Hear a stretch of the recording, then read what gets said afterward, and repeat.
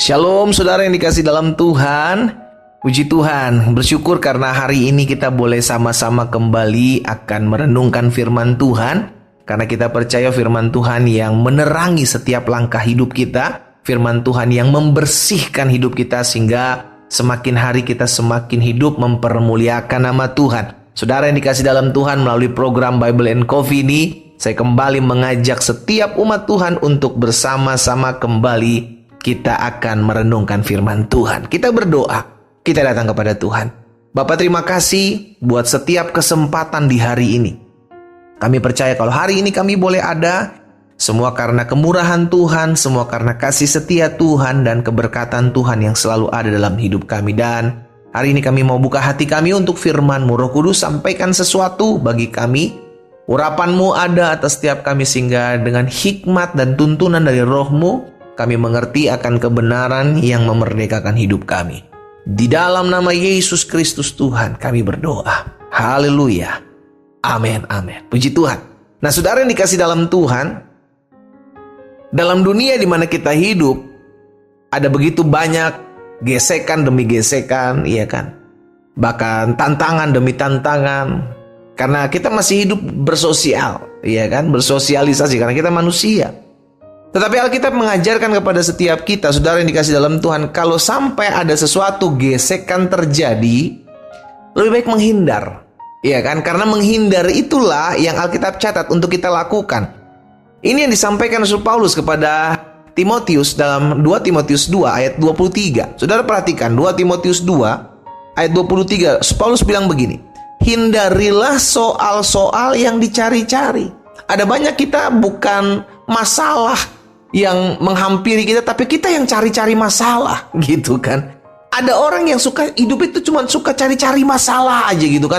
Gak ada masalah, dibuat ada masalah. Dalam rumah tangga pun demikian. Gak ada keributan, dicari keributan. Gak ada masalah, dicari masalah. Masalah kecil dibesar-besarkan. Masalah besar meledak-meledak. Tapi hari ini Rasul Paulus mengingatkan kepada setiap kita, saudara dikasih dalam Tuhan, dalam 2 Timotius 2 ayat 23 ini, hindari soal-soal yang dicari-cari, yang bodoh dan tidak layak. Engkau tahu bahwa soal-soal itu menimbulkan pertengkaran. Nah, jadi perhatikan, setiap soal-soal yang menimbulkan pertengkaran, setiap soal-soal yang tidak layak, yang bodoh, yang Rasul Paulus katakan ini, yang ujung-ujungnya akan berakhir kepada sebuah pertengkaran, hindari. Nggak usah dicari-cari. Iya kan? Karena kalau kita tahu, kita sadar nih ujung-ujungnya bakal ribut nih. Nih ujung-ujungnya akan ada pertengkaran. Udah hindari aja. Karena orang untuk ribut, sudah dikasih dalam Tuhan, butuh lawan. Nggak mungkin satu orang itu jadi ribut, nggak mungkin. Nah, si iblis dengan liciknya akan buat segala sesuatu agar kita terpancing. Ya kan? Walaupun kita bukan ikan, kita domba, tapi seringkali kita terpancing. Saudara yang dikasih dalam Tuhan. Sehingga akhirnya kita, kok lu buat begini sama gua? Oke. Ribut tuh, bertengkar cuma gara-gara masalah yang sepele. Nah, tapi hari ini kita diingatkan oleh firman Tuhan, ayo hindari. Walaupun seringkali itu ada dalam hati kita, tapi saya ini laki-laki, masa saya mau ngalah? Tapi saya ini laki-laki, masa saya mau kalah? Gak bisa dong pendeta, saya harus berjuang. Gak bisa dong pendeta, saya harus tunjukkan siapa yang benar. No. Tuhan itu adil, saudara yang dikasih dalam Tuhan. Kalau Tuhan tahu siapa yang benar, Dia akan singkapkan siapa yang benar. Dia pasti akan bukakan segala sesuatu. Tidak usah kita perjuangkan. Kita tahu kebenaran kok yang akan tersingkap pada akhirnya. Jadi kalau hal-hal ini yang ujung-ujungnya menimbulkan pertengkaran, maka hindari. Undurlah sebelum pertengkaran itu dimulai. Betapa Alkitab kita mengajarkan kepada setiap kita untuk hidup rukun bersama.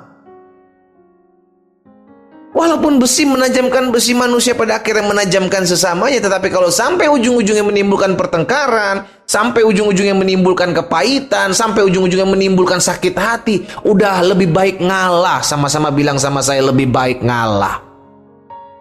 Walaupun kita terlihat, jadi kalau lu ngalah berarti kan benar, lu yang salah kan, padahal kita udah benar. It's okay, gak apa-apa. Orang mau menilai kita seperti apa, kita tahu penilaian itu datangnya dari Tuhan kok. Ya kan, penghakiman itu pun datangnya dari Tuhan.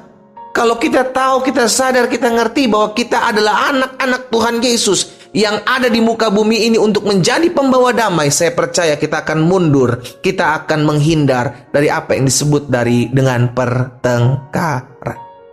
Roma 12 ayat 18 juga mengatakan, sedapat-dapatnya kalau hal itu bergantung padamu, hiduplah dalam perdamaian dengan semua orang. Bukan hanya orang-orang yang baik, bukan hanya orang-orang yang bisa menolong kita, tetapi semua orang, termasuk orang-orang yang mungkin bisa saja merancangkan yang jahat dalam hidup kita, termasuk orang-orang yang bisa saja merugikan hidup kita.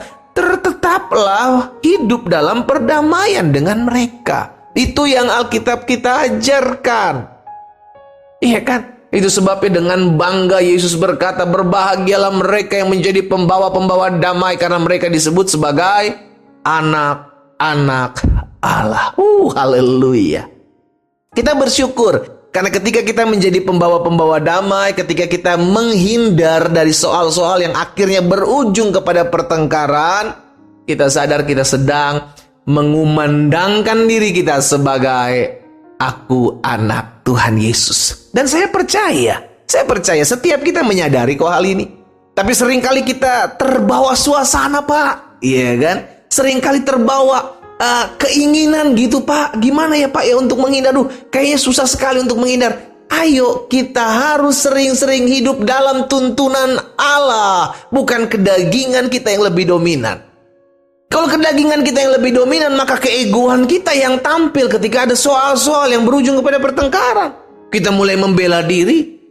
Kita mulai memperkatakan bahwa saya benar, kamu salah. Kita mulai mengatakan bahwa saya yang berhak dibela, bukan dia. Karena apa? Karena kita hidup dalam daging. Tapi jangan lupa, Roh Kudus juga ada dalam hidup saudara dan saya, dan dia mengajarkan kita apa yang harus kita lakukan, apa yang harus kita buat. Nah, yang dikasih dalam Tuhan, hindari pertengkaran setiap kali, setiap hari. Kita yang bekerja, kita yang berbisnis, kita yang melayani, bahkan seringkali diperhadapkan dengan keadaan bisa saja bertengkar. Bahkan dalam rumah tangga kita. Tetapi hari ini kita diingatkan bahwa saudara dan saya terpanggil untuk menjadi pembawa-pembawa damai. Sama-sama taruh tangan kanan kita di dada yuk. Sama-sama bilang sama saya terpanggil untuk menjadi pembawa damai. Amin. Engkau yang sadar terpanggil untuk menjadi pembawa damai. Menghindar ketika ada bau-bau pertengkaran yang akan terjadi. Menghindar ketika ada sesuatu yang kira-kira ujung-ujung yang kau tahu akan ada keributan. Menghindar. Dan itu adalah langkah yang terbaik. Menghindar dari pertengkaran. Kita berdoa. Kita datang kepada Tuhan. Kami bersyukur kami menjadi anak-anak Tuhan Yesus yang mengetahui kebenaran. Dan kami percaya kebenaran ini sudah memerdekakan kami. Kami tidak mau menjadi orang-orang yang gampang bertengkar, mudah bertengkar, bahkan pembawa-pembawa keributan. Oh Tuhan Yesus, ampuni kami. Tapi hari kami diingatkan sebagai hamba-hamba Allah, sebagai anak-anak Tuhan Yesus, kami terpanggil untuk menjadi pembawa damai, bukan pembawa suasana pertengkaran, bukan pembawa keributan. Hamba berdoa buat setiap anak-anak Tuhan yang hari ini mendengarkan firman-Mu. Dimanapun mereka berada, dalam nama Yesus Tuhan jaga hati hidup kami. Apapun yang iblis bisikan dalam pikiran kami, apapun yang iblis taruh dalam hati kami, sehingga kami membenarkan pertengkaran itu, hari ini kami tolak dalam nama Yesus. Kami mau membiarkan tubuh roh jiwa kami diatur oleh kuasa Roh Kudus. Yang pada akhirnya kami mundur dari pertengkaran, kami hindari setiap pertengkaran. Yang kami tahu ujung-ujungnya hanya akan ada kepahitan, yang ujung-ujungnya akan ada keributan, ujung-ujungnya hanya akan ada keluka dalam hati. Hamba menyerahkan umat-Mu satu persatu dalam tangan Tuhan. Hamba juga berdoa, kalau ada yang sakit hari ini, di dalam nama Yesus, biarlah kuasa bilur-bilur-Mu menyembuhkan mereka. Karena hamba percaya ya Bapa, tergenapi firman-Mu, disampaikan firman, disembuhkan mereka. Terjadi di dalam nama Tuhan Yesus, kami terima dengan iman. Terpujilah Tuhan yang memberkati kami. Di dalam nama Yesus kami berdoa. Haleluya.